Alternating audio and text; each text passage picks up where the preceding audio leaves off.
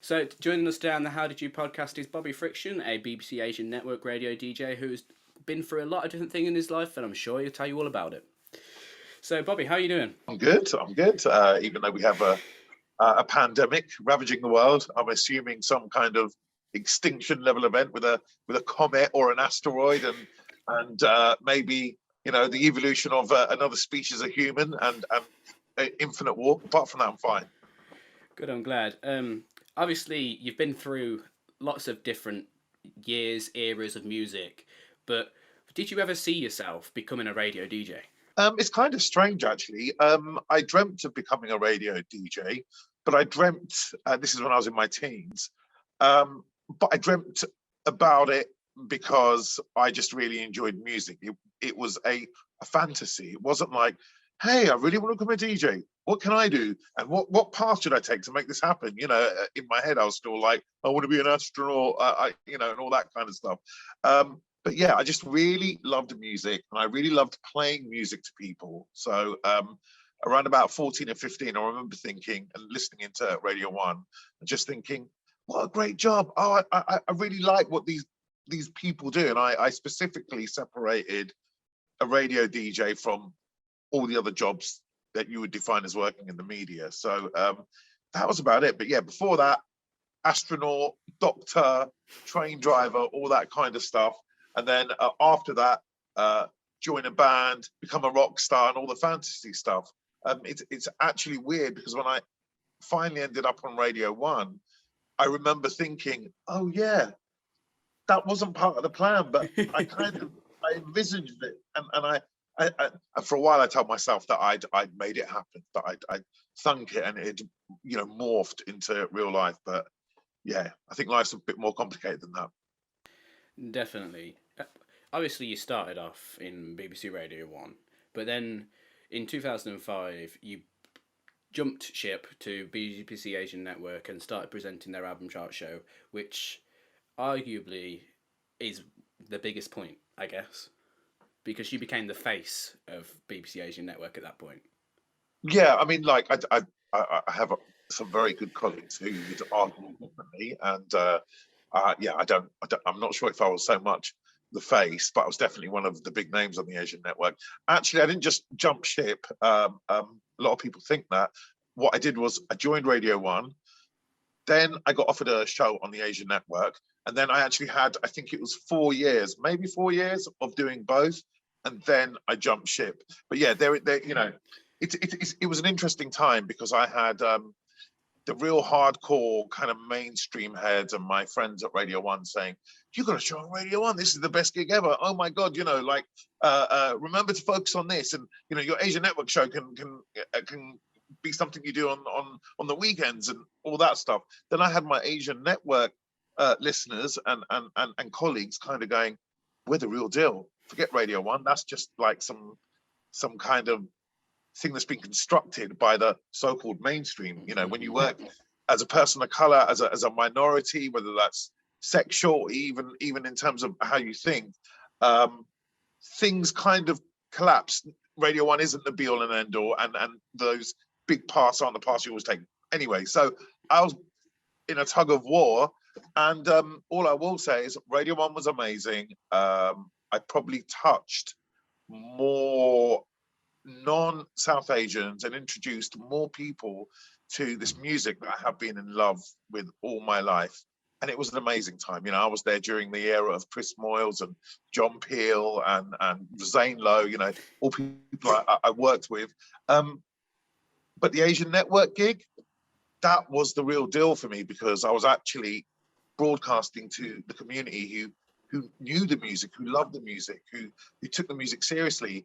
So Radio 1 was glitzy and full of lights, but the actual oxygen and the life support system came via the Asian network. I can completely agree, because like you say, with the backing of BBC Asian Network and BBC Radio 1, who do you go for? But obviously in 2003, your show with DJ Niall won a Sony Radio Academy Award. That must have been some kind of euphoria. Madness. Okay, so it was the show I was doing with Nahal at the time. We got that Sony Award. I think 6 months into starting our show. So even that,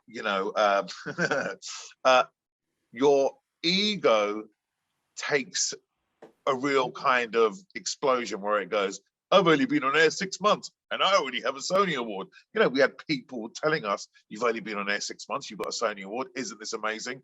That's what journalists would say when they put a mic in front of our face. But then on the other hand as well, because I'm always cynically looking at the mainstream, having had a very kind of South Asian upbringing, kind of going, what does this mean? Is this the man? Is it the white man? Is it the establishment? Are they trying to buy us off? So even that was very intense at the time. But looking back at it now, it was amazing to get a Sony Award 6 months into my BBC career, okay, alongside my partner at the time. And we used it. What that did was it made sure that we were on Radio 1 for at least another 5 years, because you don't fire Sony Award winners. I was lucky enough to get another 2 Sony Awards 2 years after that and 4 years after that, one for a documentary I made and one for my Asian Network show. So after getting the hat trick, once again, on the outside, it's brilliant. You're able to walk into a room and someone kind of goes, this is a 3-time Sony Award winner. And certain people will take you really seriously. On the other level, the cynical side of me kind of went, this is just part of the game. What does it truly mean? What does it mean anything?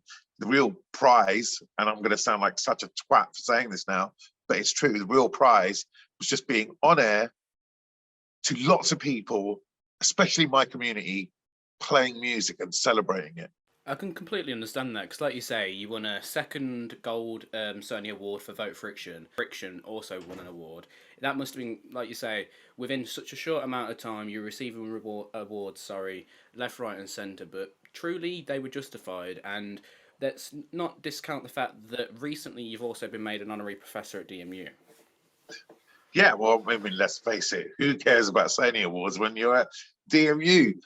Honestly, seriously, you can't compare the two, because one's about your career, one's about your peers and contemporaries kind of celebrating what you do, all right? And as I said, I still had the cynic in me still kind of went, this means nothing. It's people trying to buy us off. Oh, it does mean something, but what does it truly mean? Whereas becoming an honorary professor at DMU was like being on the Asian Network, because it felt real, it felt, for me, it didn't feel like I was being brought off. It didn't feel like the establishment was trying to eat me up. It really felt like someone or an establishment had decided that I had something of worth to say. And I remember going into DMU and delivering my kind of acceptance lecture, keynote speech, whatever it was.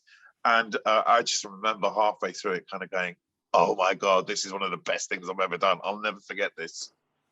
I was there in that day. I was in that speech, and I think that's not only what led to me kind of moving on and taking things for myself. As egotistical as that may sound, it's also what led to this podcast today. And it's just, you got to make opportunities for yourself. Things like that. You never know what's coming next. We never know when we're going to be thrown into another pandemic or who knows what.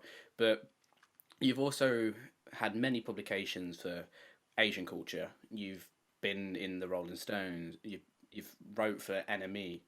How was that? Because once again, that must have been something that you couldn't really predict as a child. No, if I wanted to be anything when I grew up, it happened in my late teens, and I wanted to be a journalist. It wasn't like some mad passion to be a journalist, because when you're in your late teens, I think it's different actually these days, because people in their late teens really know what they're doing. But back in the 1980s, when I was growing up, there was a lot of kind of, oh, I'm not sure, and adults wouldn't go, you need to know what you're doing, you need a direction. I think young people are very much more driven these days. But yeah, I remember thinking, I don't want to do something traditional. And I was doing A-levels, and then I realized that the college I was at was doing a sitting guilds in journalism.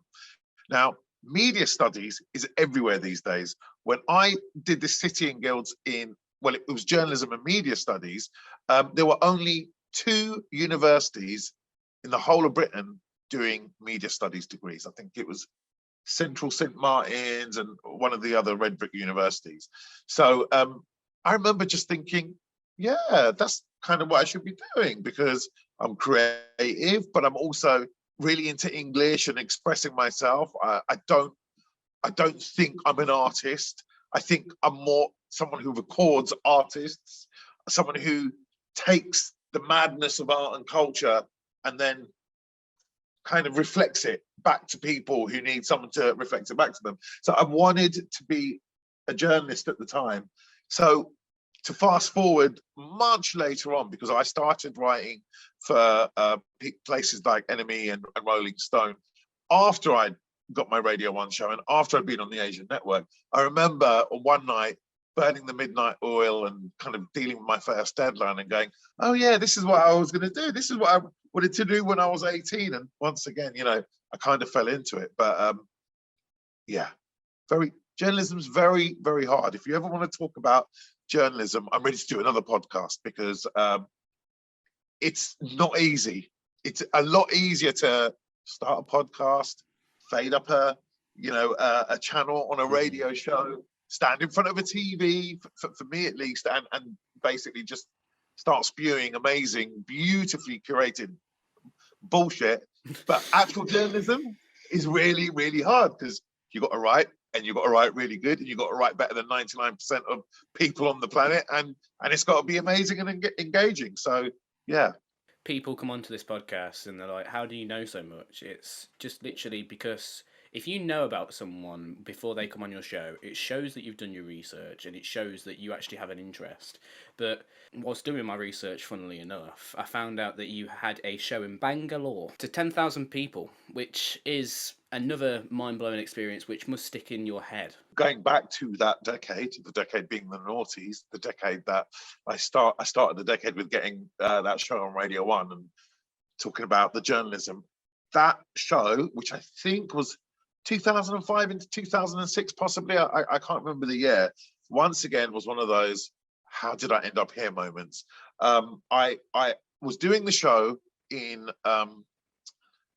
here in London in the UK, and I went out to India and I started writing for a few publications in India, and I had someone at Sony Records in India who was listening to my show on the Asian network and on Radio 1 and just went, should we put out a compilation together, because this music's really good. Now, these days, India has a massively wide, deep and unbelievably complex music industry, full of an indie side, a hip hop side, an alternative side, the mainstream, singer-songwriters, instrumentalists, all of that stuff. Back then, it was a couple of bands, a couple of DJs, this is the entire country, and then Bollywood, which is a monolith. And so, yeah, I just put this compilation together via some guys here, a record label here and a record label in India, and didn't think too much about it. I just remember thinking, oh, that's nice. Someone's asked me to put a compilation together. I wasn't aware what was going on in India, but the timing was just ridiculous, because I got a call saying, oh, just so you know, your album's at #1 in India. It's at #1 in all the major cities, because India's massive. It's like America, all right? So when you're #1 in London, when you're in #1 in New York, that's a headline in itself. And then when you get to #1 in LA, that's another headline. So the same applies to India. When you're at #1 in Delhi, that's just already massive. Then I was at #1 in Bangalore and Mumbai. And so, yeah, I just remember not really understanding it. If I could do anything differently, I wish I could have been present when all this stuff was going on. Because if I look back to all of these so-called wins and where my head was when they happened, I was just basically that emoji of the head exploding constantly, but I never had time to, actually process it. So they're like, you're #1 in India. And I'm like, they're like, you're coming out to India to do a tour. And I'm like, and then, I do this tour, there's people turning up, paying ridiculous amounts of money to see me. I'm DJing. I've got, imposter syndrome where I'm going, surely they're not here to see me. I think I'll just quickly DJ and then go back to my hotel. And then I get my agent there going, look, we've got this booking for New Year's Eve in Bangalore, and the money was ridiculous. And yeah, I turned up, and as we were driving from the airport to the hotel, my face was on big billboards. Once again, head exploding emoji. And then when I turned up to do a little sound check, and all DJs will know that just means pressing play for 4 seconds, going, yeah, mate, that's fine. Turned up to do that sound check, and kind of looked up and went, this tent must hold like 20,000 people. And in the end, it was like, it wasn't 20,000, it was 10,000 people. You know, a little known story. And once again, you know, I never knew any of this stuff was coming down the line. Even a year before it, I did the gig. And then when I got paid, the promoter walked into my hotel room, and I got paid in rupees. And he came in with a sack of money, like a 1950s bank robber, and emptied the sack on my bed. And there were just wads of cash, Indian rupees falling on my bed. And I was just like, exploding head emoji. And yeah, really rather intense. It must be so different to, like we say, we're in a pandemic at the moment. Radio shows aren't in front of people, they're in a studio. But from doing it in front of 10,000 people to, say, being in a BBC radio studio, yeah, you may have the odd guest that comes in every now and again, but purely seeing that personally and emotionally must have been a whole nother level. It is a whole nother level. What I wouldn't do, though, and I get why people do this, is compare DJing to radio presenting. I mean, I totally get that loads of radio presenters are also DJs, and they'll do a DJ set in the studio, but the intention is always different. When you're in a radio studio, you're speaking to that one person listening at home. You're quite literally whispering into their ear. Even if you're doing a mix, you're basically going, here's a mix from my heart straight into your cerebral cortex. Whereas when you're out and about and you're DJing, then it turns into, let's make some fucking noise. And, you know, you become a performer, and also you're very aware that you're not playing to even 10,000 individuals. You're playing to this animal that's 10,000 people strong, and it has little peaks and troughs, and that bunch of mates, and that singular person who's had this happen to them in their life, and all the people in the front rows and people at the back who are drinking and looking at you cynically. So it's a completely different thing. And I wouldn't really compare the two. But yeah, DJing to 10,000 people and then dealing with a pandemic. I mean, I'm okay. I was DJing to 10,000 people back in the noughties, and over the last 10 years, you know, I've had kids. I've only taken gigs that I really want to take. I've only taken, I'm going to be honest with you, because it's the nature of the music that I play. You know, it's not house music.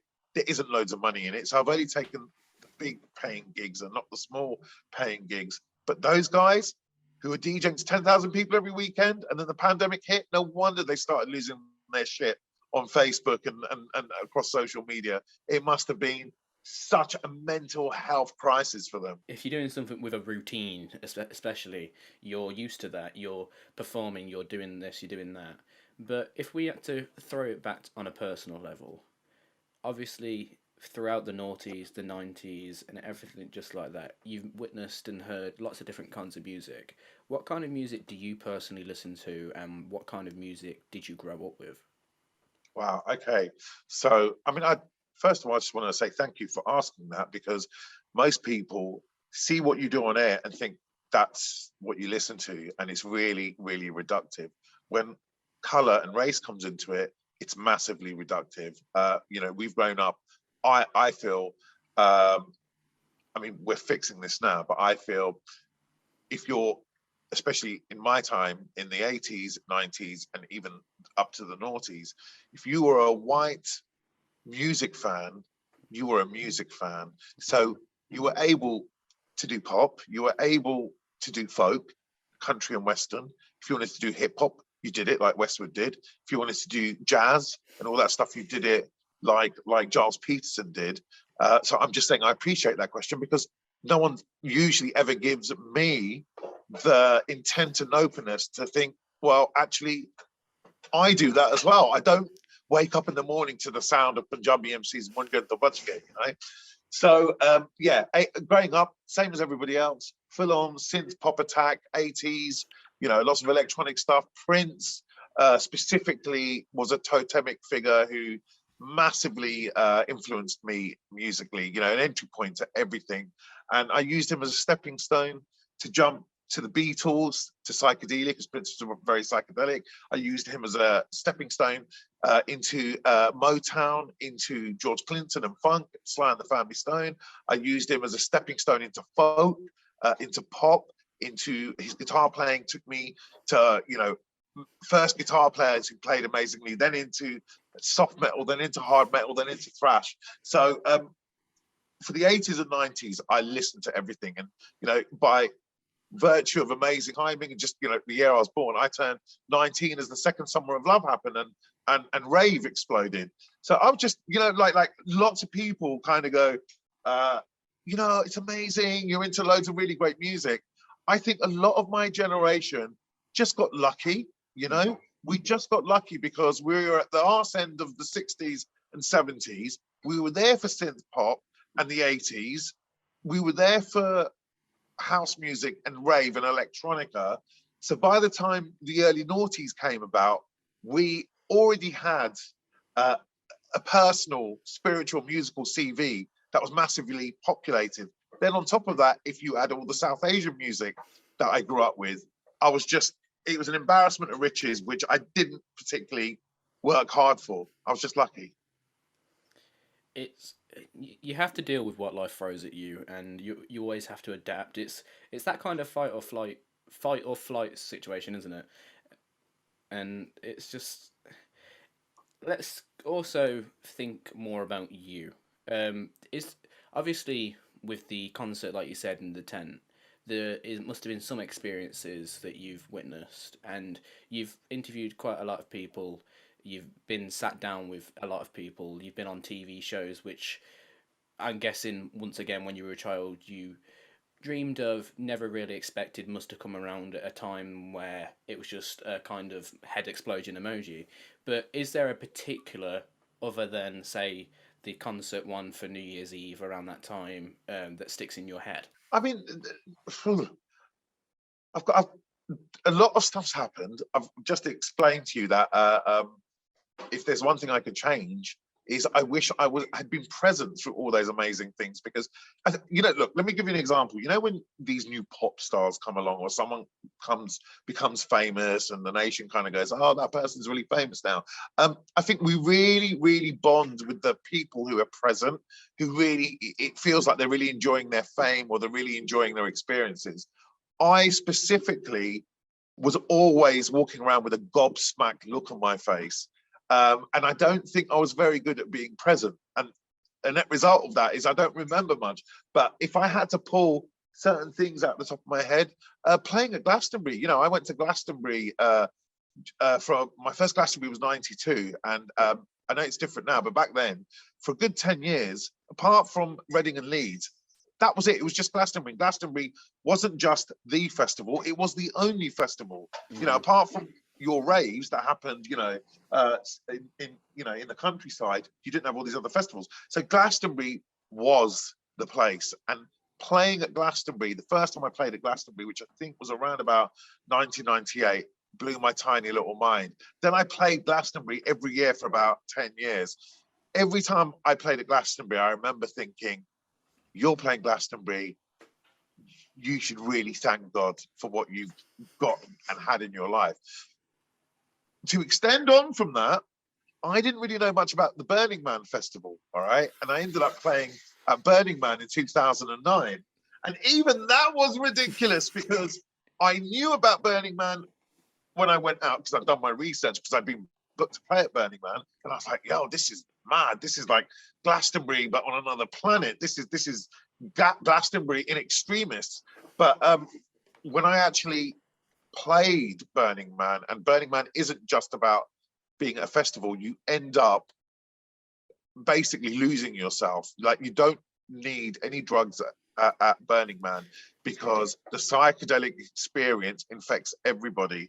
And I just remember playing outdoors outside this dome that my friend who booked me had built, and just watching, because it's such a big vista in front of you, watching over the space of an hour, thousands of people just appear out of the darkness with neon, and 10 people here and 60 people walking along here, and there's some stragglers there, and at the end of the gig, having a couple of thousand people in front of me, and we're outdoors, and there's a sandstorm happening, and you can actually see the Milky Way as you look up, like literally that band of the Milky Way splashed across the sky, like someone's just splashed white paint. And I just remember going, oh my God, I love this. Thank you so much, music, for bringing me this. So yeah, I think, musically, at least, Glastonbury and Burning Man, and the playing there, that was amazing. Definitely one to see, and it's definitely one that I'd love to go and hopefully venture off to, whether that be for work, personal level, or anything. It just sounds amazing. But let's make it a little bit more complicated. With everything that's happened, what would you name your autobiography? All right, so I am writing at the moment. I am trying to write some of these memories down because they're all going to disappear soon. I have no idea. Just off the top of my head, because I've thought about this recently. Of course, the most obvious one would be fact or friction, but it's so cheesy. I don't want to use it. I just really like the idea of ridiculous, stupid sounding book names. And I used to really like Robert Rankin, the science fiction author, and he had a book called Sex and Drugs and Sausage Rolls. So I wanted to subvert that and call it Sex and Drugs and Ticker Rolls or something like that. But even that, yeah, I don't know. Look, it's weird because at this stage in my life, even though I've celebrated South Asian culture in Britain, I've never really realized just how important it's been to everything that I've done. So I think if there was any title, it would have to definitely mention the British side of me and the Asian side of me. Whether we do that via comedy or via some really, really worthy title, I don't know. You mentioned people that you've looked up into the past and taken advice from.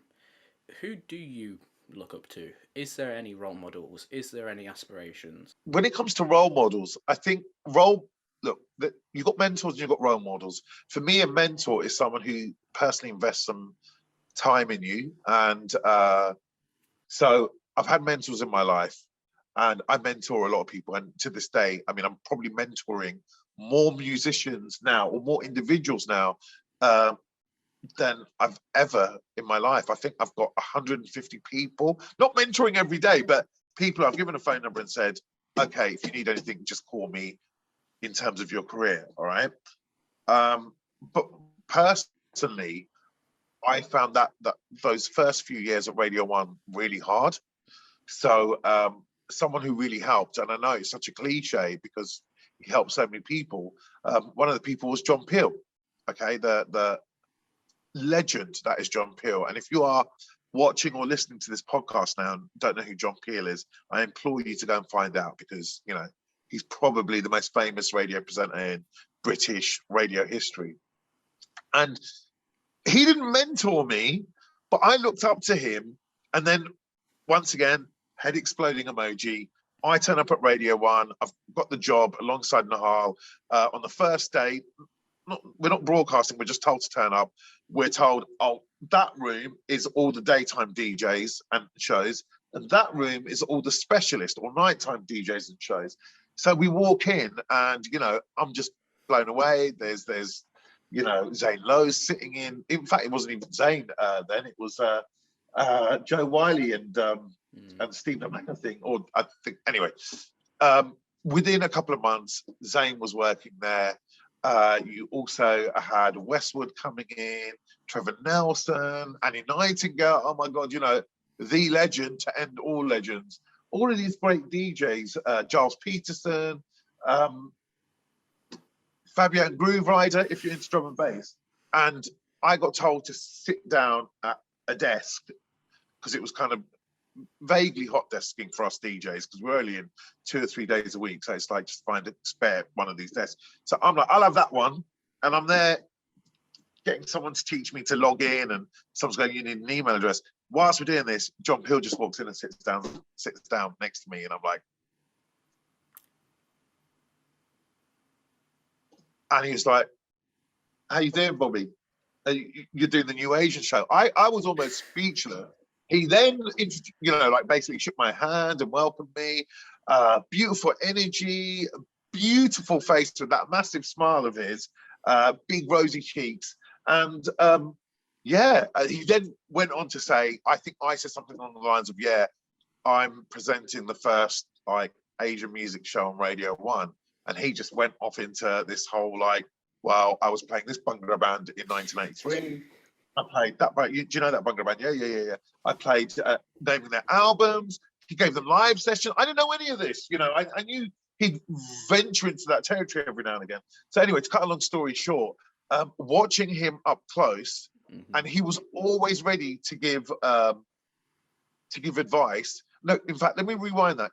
He wasn't just always ready to give advice. He was always speaking slightly louder so someone like me could hear about how he was doing his job. So he'd say stuff like, oh, I'm listening to all of this stuff. You got to listen to everything, I mean, why wouldn't you listen to everything? They all pay the license. He'd just teach me little things like that should be obvious, which is, if you don't listen to everything that comes in, not only you're not doing your job, you're doing a great disservice, and possibly it's a crime against music. Because let's face it, if you don't listen to that last cassette or that last CD that comes in, you could be missing out on the next Beatles, the next bloody, whoever, like Prince or Bowie. So I learned a lot from watching him, and I learned a lot from soaking in stuff that he was saying to me. And I still look up to him. And I was working at Radio 1 the day he passed away, when the news came through. And it's mad because, of course, I've had losses in my own life, but I still talk to him. He wasn't like my bestest friend, but I still talk to him a lot when I'm doing my radio show, because I kind of feel like he's the patron saint of my radio show, and he's always in the room. There's always somebody who's always guided you, always been there, and has always been not a shoulder for you to cry on, but someone you could always call up whenever it's needed.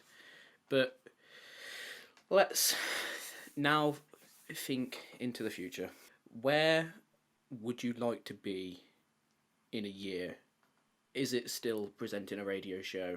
Is it still BBC Asian Network? Or is it on a completely different radio station? I doubt it, but you've got to ask. Yeah, no, of course. Look, I'm the oldest person at the Asian Network. I'm the oldest DJ. I'm older than all the bosses and all that kind of stuff. That wasn't part of the plan, by the way. But I don't know, watching people like Annie Nightingale and Giles Peterson and John Peel and all these other great people, Trevor Nelson, I suppose there is some space at the BBC for an aging DJ. Look, I know one thing. I know my radar for finding new music, especially South Asian music, is probably the best radar on planet Earth. I can say that. So I wouldn't get rid of me, but I would totally understand if the BBC tomorrow said, we need a younger face.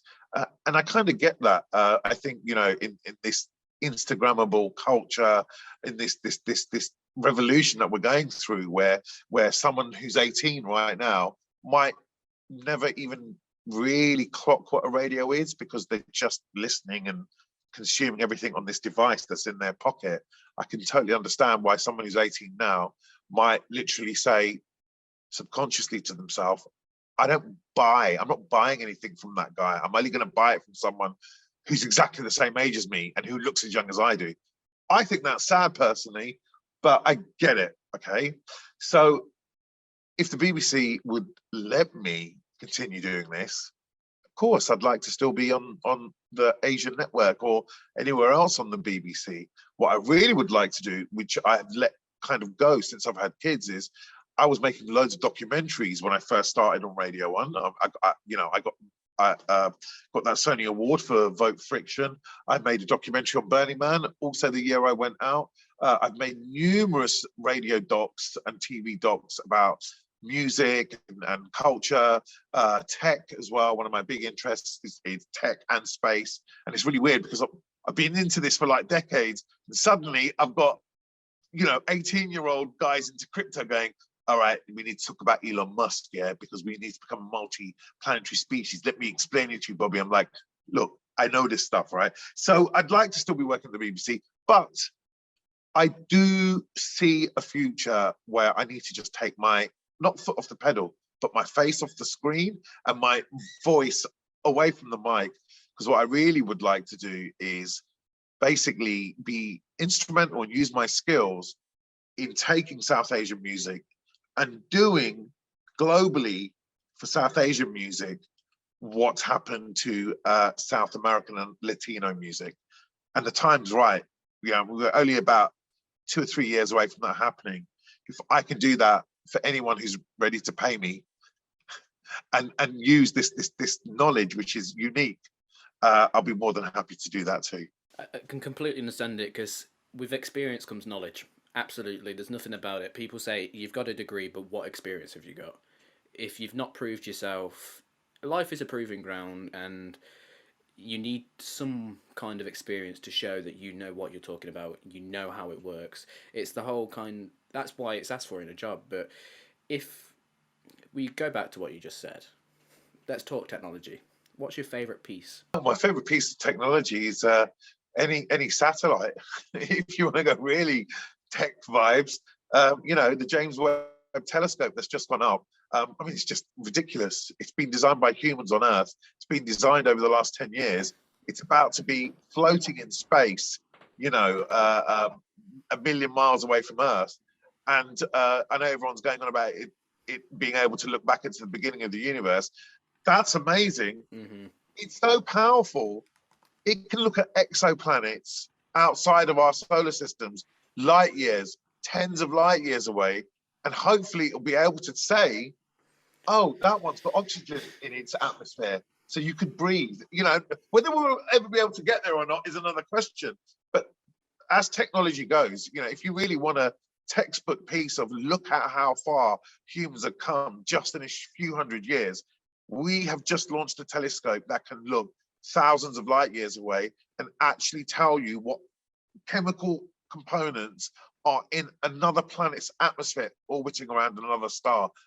That, my friends, is beyond magic. It's incredible, like you say, with how things are adapting. South American and Latino music, that's adapting. Technology's adapting. We're now into crypto. Who knows what's truly going to be next? But with that in mind, you say that you mentor quite a lot of people, you've handed out your phone number, and you've done a lot of different stuff to help a lot of different people, whether it be radio, just in life, or anything like that. What's one main bit of advice that you would give to somebody if you were mentoring them? Oh, wow. Okay, so there's about 3 or 4, and I'm going to list them really quickly. All right. So number one is don't bullshit and don't lie. Okay. The moment you're into a relationship or a situation where that person's mentoring you, yeah, doesn't matter how much your gob has got you out of situations before. The moment someone says, I'm going to mentor you, you can't bullshit them because it's really disrespectful and it's really cheesy. Like, I've mentored people. Look, mentoring means you talking and telling people what you think they should do. You never go in thinking they have to listen to you. But if they listen to you and if they act on it or not, that's fine. When someone goes, yeah, I've done that. And then you'll go, oh, how did you do it? And then you know they've lied. The mentoring process breaks down because you literally go, I can't mentor this person because basically they're a Billy bullshitter. So don't bullshit or lie. The moment someone's floating in your orbit saying, I want to help you, it literally be really not grateful to them, grateful to the universe, and just be real, and they will help you every step of the way. The second thing is in terms of advice for people going forward in terms of business and mentoring and all that kind of stuff, I would say definitely, look, people won't understand this because a lot of people are artists, but definitely keep working and don't ever let anything set you back. And I know people go, well, you don't know how I felt. But the thing is, I've seen time in a way that you guys haven't. So I've seen the artists who gave me a demo and it was really bad. And then the next demo they gave was like loads better. And then the next demo they gave was kind of okay. All right. And then another 20 demos were kind of okay. And then the 21st demo, and they're as good as Prince or Bowie. That happens. But 90% of artists and musicians, and I think this can apply in any sphere of work, give up after the third knockback. You just have to keep going. You have to obviously at some point turn around if it's not working after a couple of years and say, maybe this isn't for me. But the amount of really great artists who almost give up is ridiculous. So you need to keep going. And interested parties, DJs on radio stations, or maybe if you're designing houses, a really big architect, or in whatever field you work in, they will always be blown away by work. I think there's this real lie that people, especially young people starting out in the working world, tell themselves. And that lie really, really is they haven't noticed me, or if I could just get in front of them, then everything would be really good. Because I just need to speak to them and break it down. I mean, that does my head in. You know, when musicians do that and they go, I need to speak to you. And I'm like, send me your music. And they're like, yeah, but I want to speak to you. And why don't we meet up and I'll play your music? And I'm like, dude, if anything, that's going to really spoil it. Because if I'm listening to the music while you're there going, what do you think? What do you think? Hey, listen to the snare. Listen to the snare. I'm literally going to go, shut up, you twat. I really need to listen to this in a pure meditative state, which I can do at home. And I will always, as I've said, listen to everything that comes in, because anyone in a position of power in the world of work, it's in their interest to listen to every demo, to listen to every track, to look at every building design you've done or whatever science experiment you've done. Just keep sending your work in. Don't give up, and also don't get in their faces. Your work will be looked at, listened to, consumed, and if you're good enough, people will call upon you.